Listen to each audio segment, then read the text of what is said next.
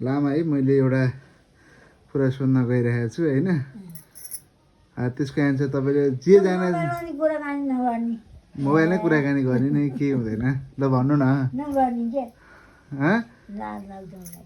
अनि यो उमेरमा लाज लाएर हुन्छ त के गराएको छ त मैले त्यही एउटा भिडियो बनाउनु लागेको त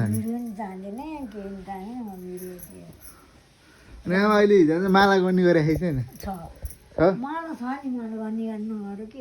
हो अनि माला गरे अनुसार मैले भने तिमीले भने मैले मानेपछि मैले भने तिमीहरूले मान्नुपर्छ भन्छ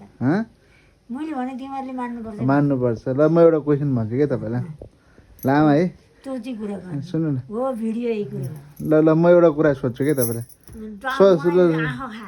सत्य भने के होला भन्नु त सत्य भने सत्य नै हो सत्य भने सत्यको अर्थ के हो सत्यको अर्थ सत्य भने सत्य नडहोस् झुटो नदहोस् हो एक कुराकानी गर्ने हुन्छ सत्य नडहोस् झुटो नदहोस् झुटो तग्दैन सत्य डग्दैन हो सत्य भने सत्य नै हो अनि कर्म भने के हो त आमा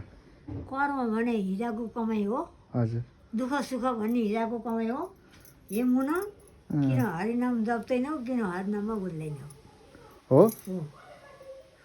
अनि कस्तो मान्छेले कहिले हार खाँदैन ल भन्नु त कस्तो मान्छे भने सत्य सत्य डग्दैन भने त्यही हो हजुर सत्य सत्य भने सत्य नै हो भने त्यही हो हार खाँदैन त्यसले त्यसको त्यो सरल बन सबका सारा सरल बन सबका सारा सबका सारा सरल बन्ने हो आफ्नो आफ्नो भने के हो अर्को भने के हो त्यो आफ्नो र अर्को त्यसले छुट्याउँदैन सत्य भने त्यही हो सत्य भने सत्य नै हो हो जीवनको सबैभन्दा ठुलो धन के हो धन हो धन भने हो पढ्नाले रति हुन्न ज्ञान बुझिल्याउ ज्ञान हुन्छ एक भक्तिले हजुर हो ज्ञान हुन्छ एक भक्तिले पढेर मात्रै ज्ञानी हुँदैन हजुर एउटै कुरो गर्नुपर्छ त्यसले जीवनमा सबभन्दा ठुलो ज्ञान ज्ञान ज्ञानीको ज्ञान ठुलो दानको ज्ञान नै सबैभन्दा ठुलो धर्म के अरे ए धन हो धन हो ज्ञानभन्दा ठुलो धन अरू केही पनि छैन केही पनि छैन हो बाबु हो यो कुरा हो ज्ञानभन्दा ठुलो धर्म केही छैन सबैभन्दा धनी को मान्छे हुन्छ ल भन्नु त को धनी धन भने खाक हो यसो भने लाख हो सबै ए आज त कुरा गऱ्यौ तिमीले ठिक गऱ्यौ बाबा